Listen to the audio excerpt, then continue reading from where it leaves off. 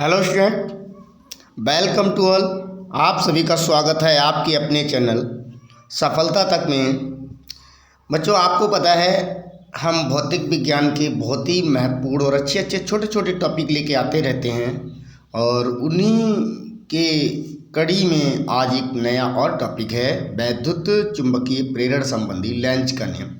ये भी बहुत ही महत्वपूर्ण है, ऐसा समझ लो। जो भी क्वेश्चन लाते हैं हम वो बहुत महत्वपूर्ण वाला ही आपके बोर्ड एग्जाम में आएगा, वही क्वेश्चन लेके आते हैं। तो इस क्वेश्चन को आज समझाएंगे, बड़े प्यार से, बड़े बेसिक लेवल से समझाएंगे और बहुत अच्छे से समझ आ जाएगा। तो इसको देखते हैं क्या है। पहले परिभाषा देखते हैं बेटा, आप इसकी परिभाषा क्या कहती है। यानी कि वैद्युत चुंबकीय प्रेरण संबंधी लेंज का नियम लिखिए। परिभाषा में तो बड़ा अजीब चीज़ें हैं आपको देखने को मिलेंगी।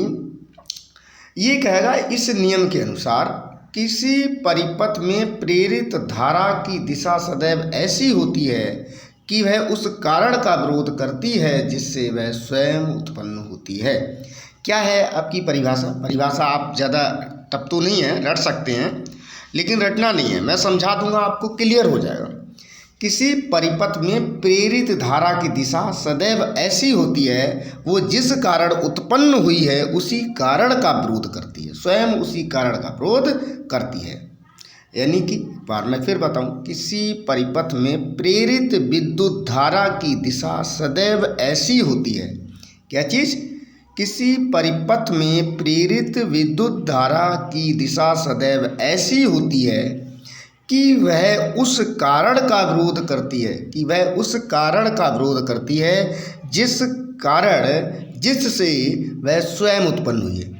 यानी कि कोई भी परिपथ होगा, उस परिपथ के अंदर जो धारा उत्पन्न होगी और वो धारा जिस कारण से उत्पन्न हुई है वो उसी कारण का विरोध करेगी। यानी किसी भी परिपथ में विद्युत धारा जिस कारण से उत्पन्न हुई है वो उसी कारण का विरोध करती है। देखते हैं आगे क्या है इसका लॉजिक, क्या है। थोड़ा सा मैं उदाहरण के माध्यम से समझाने की कोशिश करूंगा आपको। क्या होता है बेटा, एक उदाहरण है आपका, इसको समझें। यदि एक कुंडली में चुंबकीय क्षेत्र को तेजी से बढ़ाया जाता है तो उस कुंडली में उत्पन्न हुई विद्युत धारा की दिशा ऐसी होगी कि वह उस चुंबकीय क्षेत्र के बढ़ने का विरोध करेगी। इसी तरह चुंबकीय क्षेत्र को कम किया जाता है तो विद्युत धारा चुंबकीय क्षेत्र को बढ़ाने का प्रयास करेगी। क्या होता है बेटा, कोई आपके पास एक लूप हो, लूप का मतलब जानते हैं, कोई एक बंद सर्किट, क्या हो, एक लूप हो आपका, बंद सर्किट हो, और इस सर्किट को, बंद जो लूप होगा बेटा, इस लूप के पास में एक बहुत बड़ा शक्तिशाली एक चुंबक, कैसा, एक बहुत शक्तिशाली चुंबक हम इसके पास में तीव्रता के साथ लाएं या इससे दूर हटाएं। जैसे ये चुंबक इसके पास लाएंगे तो इस वायर के अंदर बेटा एक धारा उत्पन्न हो जाती है स्वतः ही। इस चुंबक को पास लाने से, चुंबकीय क्षेत्र लाने से, चुंबकीय क्षेत्र लाने से क्या होता है कि इसमें वैद्युत फ्लक्स में, इसके वैद्युत फ्लक्स में क्या होगा, परिवर्तन हो जाता है। और जब चुंबकीय फ्लक्स में परिवर्तन हो जाएगा इसके, और जब चुंबकीय फ्लक्स में परिवर्तन होता है तो इसमें से क्या होगा कि धारा बहनी उत्पन्न हो जाएगी। अब ये इस चुंबक के कारण इसमें जो धारा उत्पन्न हो जाएगी बहनी, तो अब ये धारा क्या काम करेगी कि इस धारा की ऐसी दिशा उत्पन्न होगी कि ये जो धारा बहेगी उस धारा की दिशा ऐसे हो जाएगी कि ये सोचेगी कि जो चुंबक है ये चुंबक पास में लाए जिसके कारण चुंबकीय फ्लक्स बढ़ा, तो ये उस दिशा में बहेगी अब धारा कि उसका अब चुंबकीय फ्लक्स बढ़ क्यों गया, कम हो जाना चाहिए। ये उसे कम करने की कोशिश करेगी। जो चुंबकीय फ्लक्स, अब ये धारा बह क्यों रही है, क्यों उत्पन्न हुई, यानी कि एक धारा प्रेरित हो जाएगी। प्रेरित धारा का मतलब हो गया इसमें धारा उत्पन्न हो जाएगी, धारा बहनी शुरू हो जाएगी। उस धारा को ही हम लोग प्रेरित धारा कहते हैं बेटा। अब ये धारा उत्पन्न किसके कारण हुई थी, चुंबक लाए थे, चुंबकीय क्षेत्र के कारण उत्पन्न हुई, इसके पास चुंबकीय क्षेत्र आया। अब ये जो चुंबकीय क्षेत्र आया था जिसके कारण उत्पन्न हुई, जिसके कारण इसमें चुंबकीय फ्लक्स में परिवर्तन हुआ, तो अब ये धारा ऐसी बहेगी, ये सोचेगी कि जो चुंबकीय फ्लक्स बड़ा है ये चुंबकीय फ्लक्स कम हो जाए तो इसका विरोध करेगी, यानी कि उत्पन्न किसके कारण हुई थी? चुंबकीय क्षेत्र बढ़ने के कारण। अब ये विरोध करेगी कि अब चुंबकीय क्षेत्र बड़ा है वो कम हो जाए, यानी कि जिस कारण से उत्पन्न हुई है उस कारण को कम करने की कोशिश करेगी।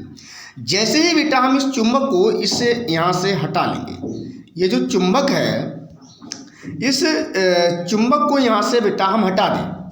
अब जैसे ही हटा देंगे, अगर ये आपकी धारा इस दिशा में बेटा बह रही थी तो इस धारा की दिशा क्या हो जाएगी? अब उल्टी हो जाएगी।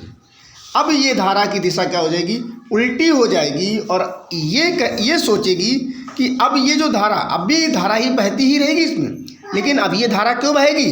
अब इसमें धारा बहने का कारण है कि अब चुंबकीय फ्लक्स कम हो गया, यानी कि कोई भी लूप होगा, बंद सर्किट होगा, उसमें चुंबकीय फ्लक्स में अगर परिवर्तन होता है तो चुंबकीय फ्लक्स के परिवर्तन के कारण उसमें उस लूप में धारा प्रेरित हो जाती है। अब चुंबकीय फ्लक्स में परिवर्तन यानी कि वैद्युत क्षेत्र में परिवर्तन किया, तेजी के साथ जब वैद्युत क्षेत्र परिवर्तित होता है तो उस सर्किट के अंदर कुंडली के अंदर उस कॉइल के अंदर क्या होती है? धारा प्रेरित होती है। अब जैसे ही बढ़ा था चुंबकीय क्षेत्र तो एकदम धारा बहनी शुरू हो गई, तो वो विरोध कर रही थी कि ये बड़ा क्यों है, ये कम हो जाना चाहिए, कम करने की कोशिश कर रही थी वो धारा। लेकिन जैसे ही अब चुंबकीय क्षेत्र हटा लिया, अब चुंबक जैसे ही हटाओगे तेजी से, उसके बाद में अब ये धारा की दिशा उल्टी हो जाएगी और अब ये सोचेगी कि ये जो चुंबकीय क्षेत्र हट गया है अब ये चुंबकीय क्षेत्र बढ़ जाए।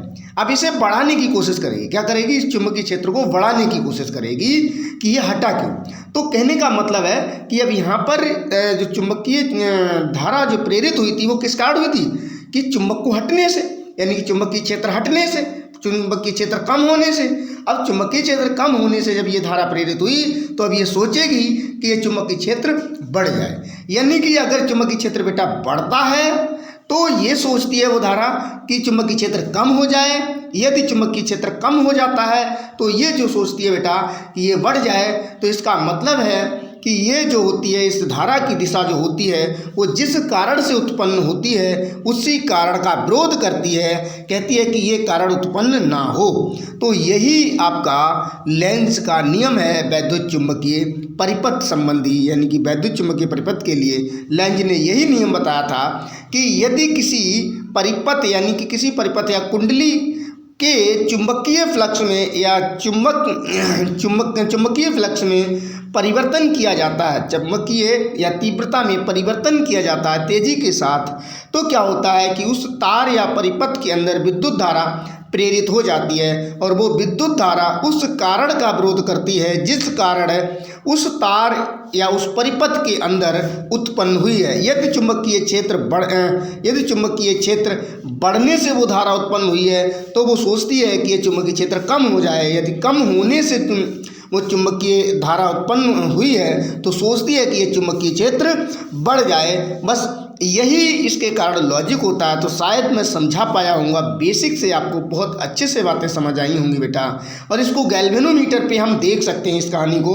अगर आप ये प्रैक्टिकली देखें तो ये गैल्वेनोमीटर लीजिए और गैल्वेनोमीटर से उस कॉइल को आप जोड़ दीजिए, जो आपके पास कुंडली है या जो बंद सर्किट है उसको गैल्वेनोमीटर से जोड़ लीजिए और जोड़ने के बाद उस कॉइल या तार के पास में एक शक्तिशाली चुंबक लेके आएँ और जैसे ही चुंबक लेके आएंगे तो जो गैल्वेनोमीटर का जो आपका सुई होता है बेटा वो एक दिशा में झुक जाएगा और जैसे ही वहाँ से उस सुई को जैसे ही उस चुंबक को वहाँ से हटाएंगे उसके पास से तो उस गैल्वेनोमीटर की जो सुई होगी बेटा वो दूसरी दिशा में हो जाएगी।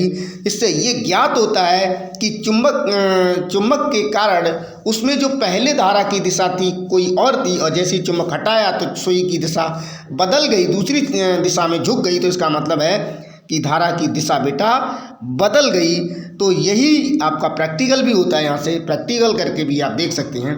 तो आपको इतना कुछ ज़्यादा याद नहीं रखना, मैं तो ये समझाने के लिए किया था बेटा आपको, बस छोटी सी आप परिभाषा याद कर लेंगे। क्या किसी परिपथ में प्रेरित विद्युत धारा की दिशा सदैव ऐसी होती है कि वह उस कारण का विरोध करती है जिससे वह स्वयं उत्पन्न होती है। तो आई होप आप समझ पाए होंगे। बहुत ही अच्छा क्वेश्चन था, बहुत ही इम्पोर्टेंट क्वेश्चन है। आज के लिए इतना ही। जय हिंद, जय भारत। फिर मिलते हैं किसी नेक्स्ट वीडियो में, और तब तक के लिए आप पढ़ते रहिए, प्यार बनाए रहिए और ज़्यादा से ज़्यादा दोस्तों में शेयर कर दीजिए।